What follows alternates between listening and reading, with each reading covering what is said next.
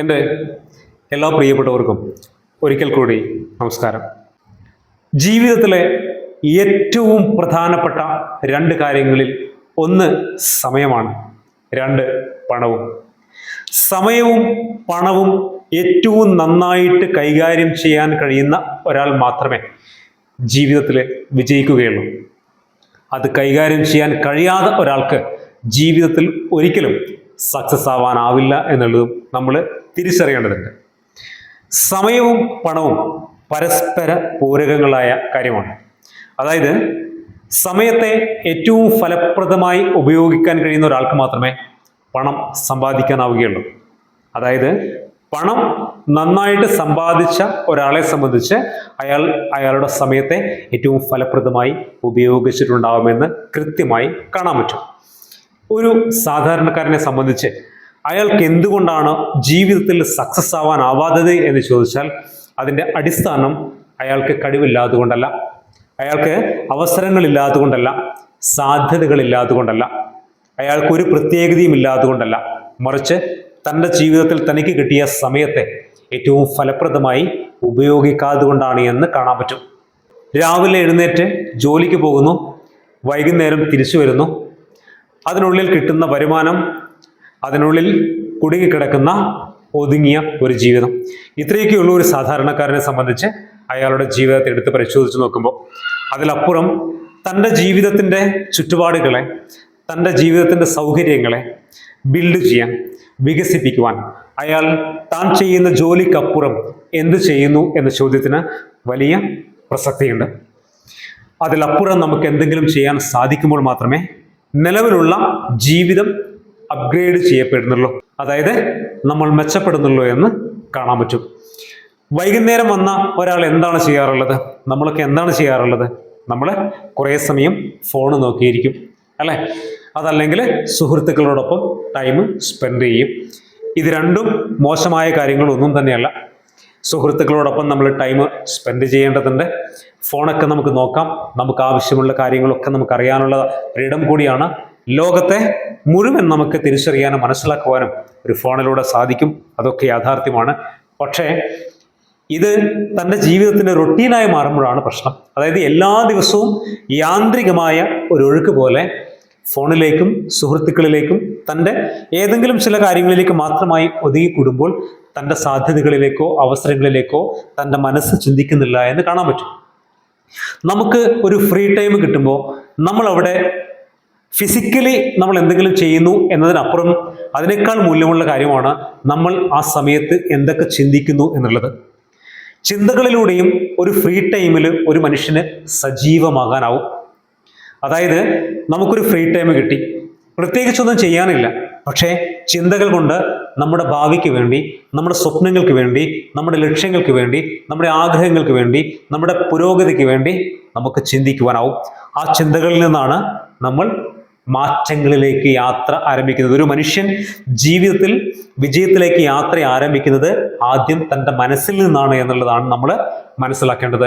അവിടെയാണ് നമ്മുടെ ജീവിതത്തിൽ നമുക്ക് കിട്ടുന്ന ഒരു സമയത്തെ ഏറ്റവും ഫലപ്രദമായി ഉപയോഗിക്കേണ്ടതിൻ്റെ ആവശ്യകത നമ്മൾ തിരിച്ചറിയേണ്ടത്.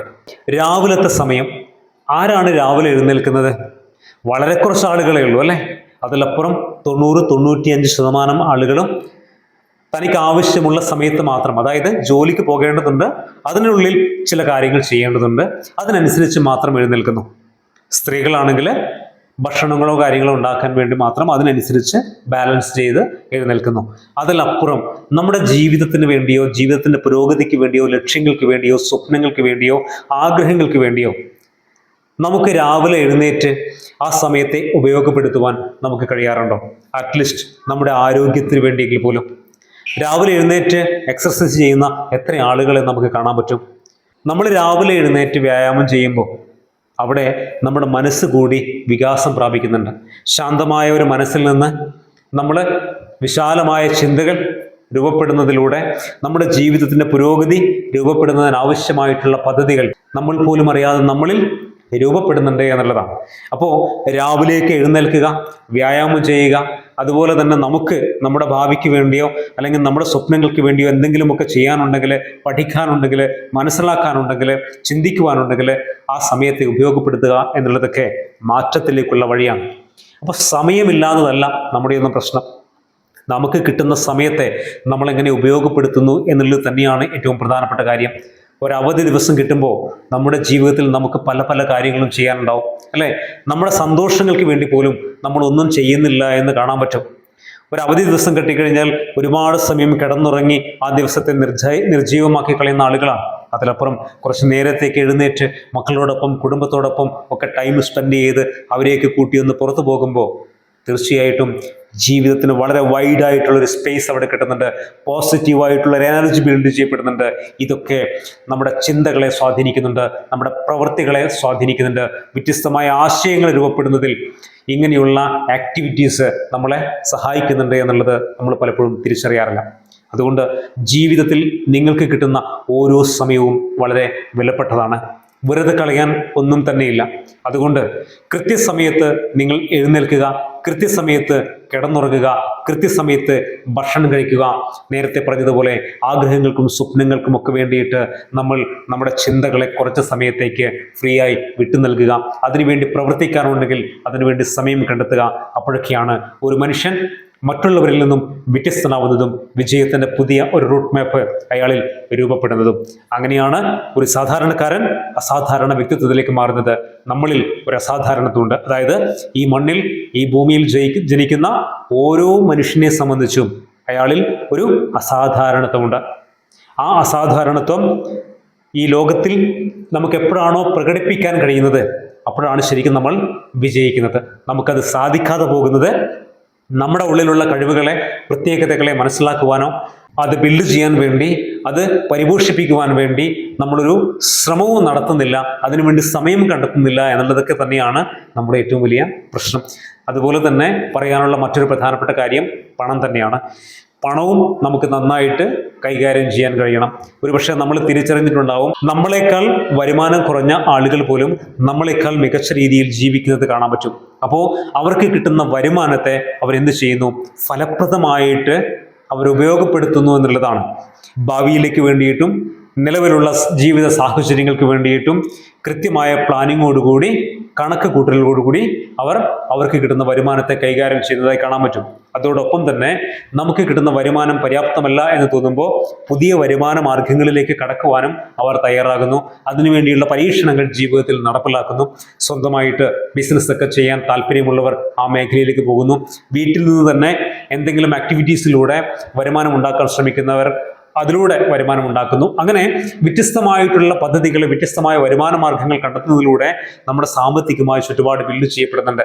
പലപ്പോഴും നമ്മൾ പറയാറുണ്ട്, പണത്തേക്കാൾ മൂല്യമുള്ള പലതും ഈ ഭൂമിയിലുണ്ടെന്ന്. ഇല്ല എന്ന് ഞാൻ പറയുന്നില്ല. പക്ഷേ പണം എന്ന് പറയുന്നത് നമ്മുടെ ജീവിതത്തിൻ്റെ, സന്തോഷത്തിൻ്റെ, സമാധാനത്തിൻ്റെ, കെട്ടുറപ്പിൻ്റെ ഒക്കെ ഒരു അടിസ്ഥാന ഘടകമാണ് എന്ന് നമ്മൾ തിരിച്ചറിയുക.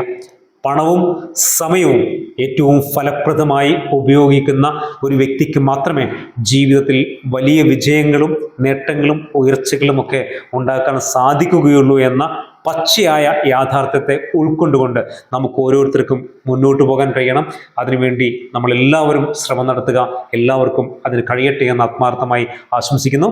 മറ്റൊരു പുതിയ വീഡിയോയിൽ മറ്റൊരു വിഷയവുമായിട്ട് നമുക്ക് വീണ്ടും കാണാം. എല്ലാ പ്രിയപ്പെട്ടവർക്കും ഒരിക്കൽ കൂടി നന്ദി.